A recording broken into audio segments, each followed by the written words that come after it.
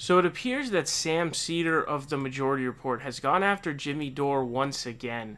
Now, I actually think this is really important, and I actually like that Sam is doing this because it's actually really important to counter the bullshit, if you will, that Jimmy Dore is spewing. Because we're out here really trying to grind out to building up the progressive movement, getting actual tangible congressional wins, and gaining influence in Congress and in government.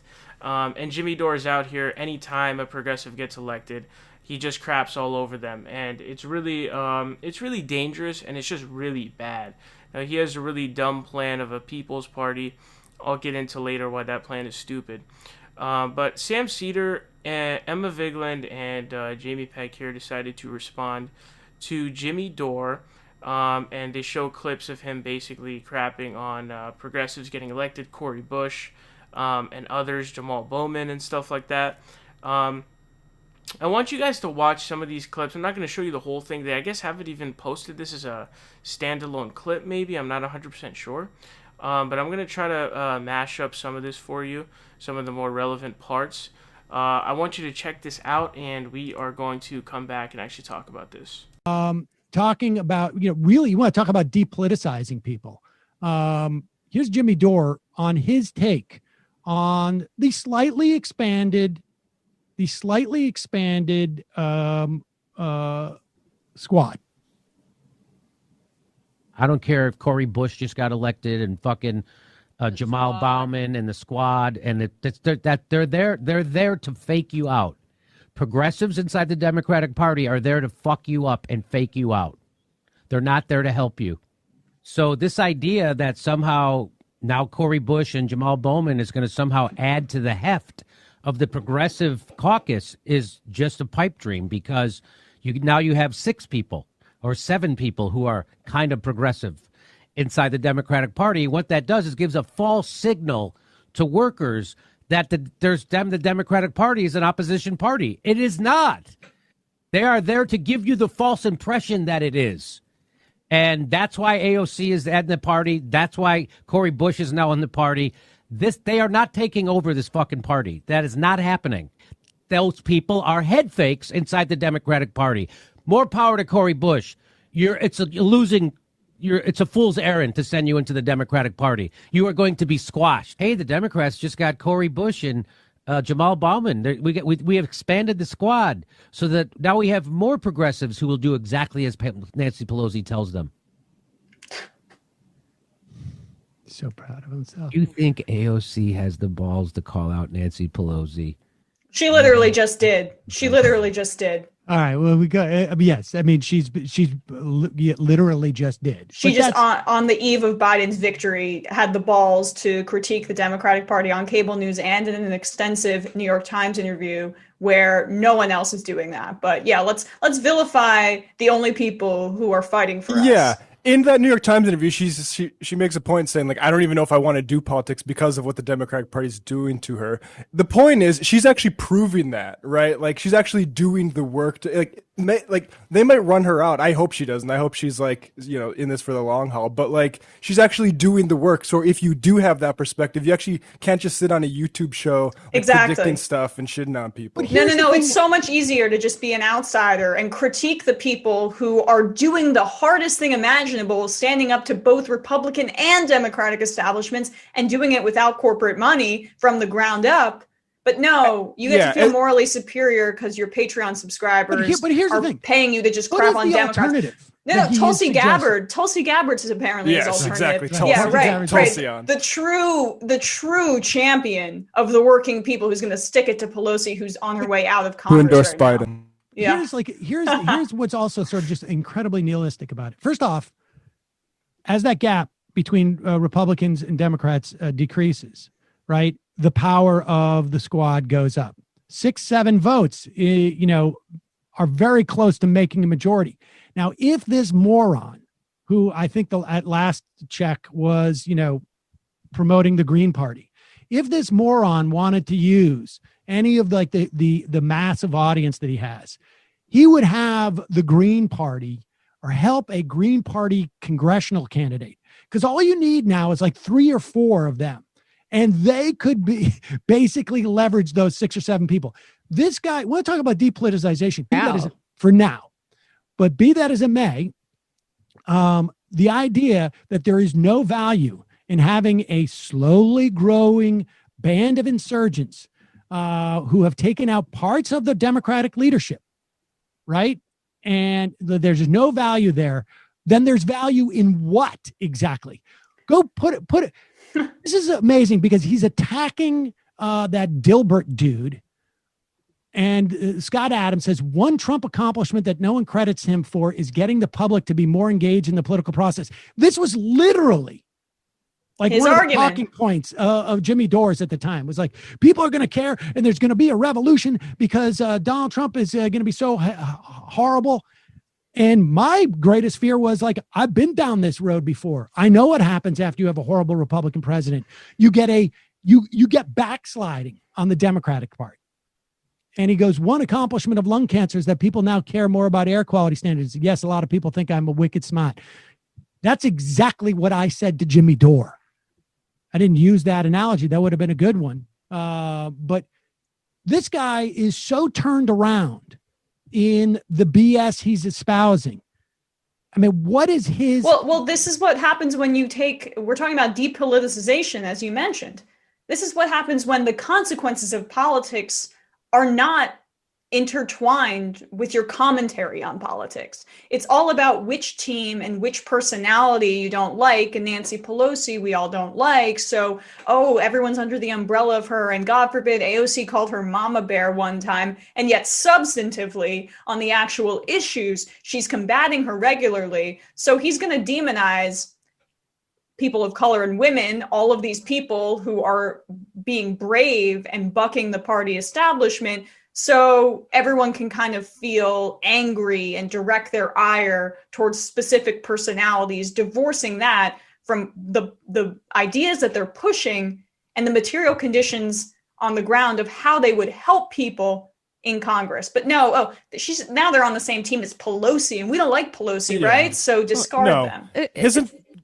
It's a very simplistic analysis, obviously. But I will say, I am deeply agnostic about electoral tactics as a way to we're not talking about electoral tactics. We're not talking about electoral tactics.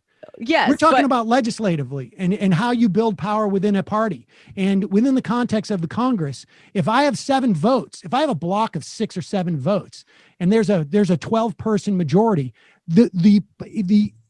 you can put yourself in that fulcrum. We have seen time and time and time again where like so-called moderate Dems are. Guess what? I've never said I'm confident we're going to take over the Democratic Party. I just see that that's where actually the work's being done. I don't see where the work is being done by any of these other people. I think the squad is actually one of the best signs for progress in the last decade, frankly, in a lot of demobilization. We talk about these massive protests, right? There's massive protests against the Iraq war that still went on. We need to have serious people to actually take power. And again, I think Jimmy Dore, he's not speaking to the left. Look at his comments. He's speaking to right wingers that want to shit on the left all the time. Yeah. So I don't even like to entertain him as a part of the left. Well, I know. I mean that he's not a part of the left anymore, basically, and that's what happens when you feel you have created this brand of outrage towards the left, purely, which seems disproportionate to the reaction and his commentary on the right. I don't know. I don't watch what he does, but that's what he happens. Made fun of the Dilbert guy for having the exact same opinion about Donald Trump, but 4 years later. So there's that. Right. It's a brand where you feel superior while offering no solutions, which makes you not a serious person. It's just basically, look, these people are they're changelings.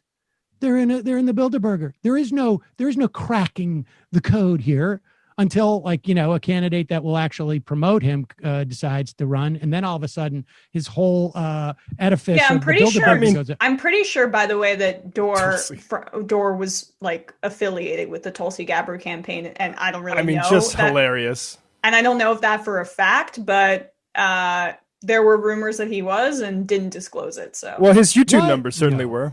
Really? I don't know.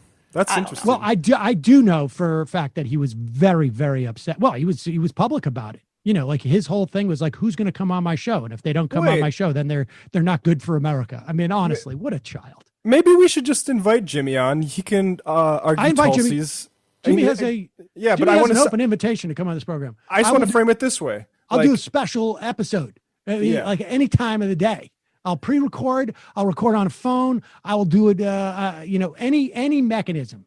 He's had a 4-year open invitation to come back onto the show. Yeah, and you get to defend the squad, and he gets to defend Tulsi and whoever is part of that squad, Absolutely. and we'll just Yeah. see whose theory of change is better. Yeah, All right. this guy was his last thing. This guy pretends to be a leftist in favor of workers and was just like not a nice guy to people who work behind the scenes at my old job. So really don't like him. Don't think well of him at all. Salt the Amazon warehouse or STFU Jimmy Dore challenge. There you go.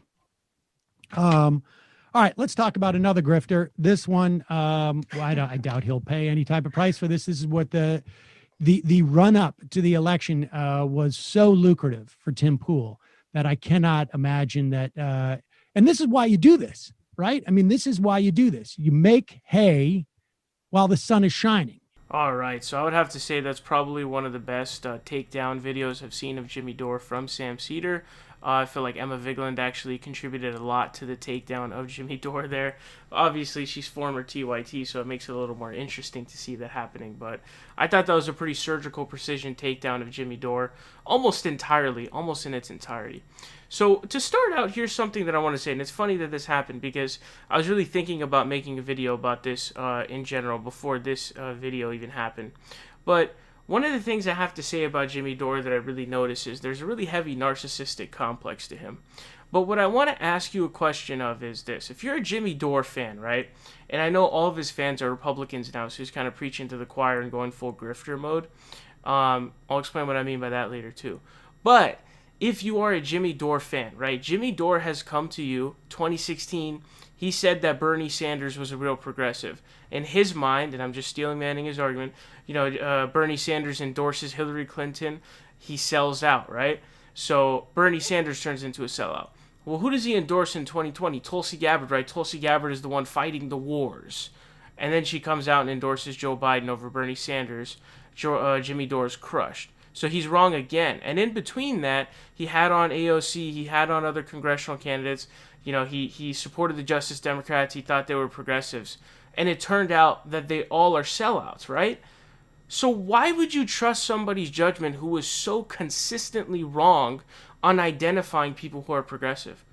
Don't you think that you would look at somebody's judgment and their track record and be like, this guy's ability to actually identify real progressives is kind of dog shit, so I'm probably not going to take his opinion and go based off his judgment. Don't you think that would be a sort of common sense thing to do?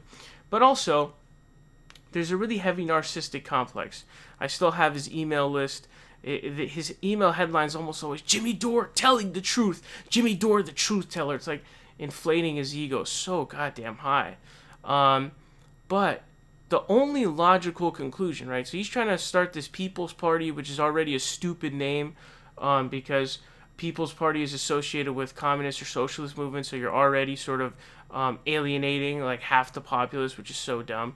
But essentially what you're doing with the People's Party is you're getting your YouTube subscribers together, which is like, I don't know, a couple 100,000 people, and that's pretty much what you're going to have.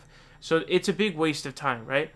But do you genuinely believe whoever it is that is the nominee of that party or any elected official or a candidate for that party, they're not going to get elected in anything, so they can't be an elected official, the candidate of that, do you genuinely believe, given his track record, he would approve of those people and wouldn't eventually say that they're sellouts? What in his track record would make you believe that he would actually believe that he will tell you that those people are real and not turn on those people as well? So the only real logical conclusion based on his track record is Jimmy Dore being God Emperor of the Earth. And it almost seems like, one of these, he's a megalomaniac. It's like the narcissism is off the charts. It's kind of, reminiscent of sort of, how like communist movements would be like, this is the guy who's going to take the communist movement and really just bring in the communist revolution and utopia and all this stuff. That's kind of what it reminds me of. Jimmy Dore is all about Jimmy Dore. That's what he's about. Not making change, not making people's lives better. It's all about boosting his ego, his narcissism, his megalomania. getting more comments, sucking his dick, all of that kind of stuff. And so he's turned into a grifter. And if you want to call Jimmy Dore a grifter, I'll agree with you. And here's why. Jimmy Dore clearly is either egged on by his fans or is already aware of the potential he can gain with Republican voters. And what's really interesting, here's something really interesting too I want to tell you. When he first branched out from TYT, if you go back and watch his speech video, his motivational speech video or whatever he did, he talks about how capitalism is failing worldwide. And his rhetoric seemed to be really anti-capitalist, which criticizing capitalism doesn't make you anti-capitalist, but the only real conclusion you could get from what he was saying was he was anti-capitalist, more of a socialist, right? Like an actual socialist, not a social democrat. But it's interesting how he started to really go away from that kind of rhetoric as his channel started to become more attractive to right-wingers, Tucker Carlson fans and such. And he started making comments that were kind of the opposite of that. So what you kind of see is he's definitely grifting hard. And he always talks about, he's very open. He's very open about this, by the way. He always, in every fucking video he makes, he says, well, thank you to the other channels for leaving this lane open to me, whatever that means, right? He's clearly egged on by his fans and wants more subscribers of Republicans and all this stuff.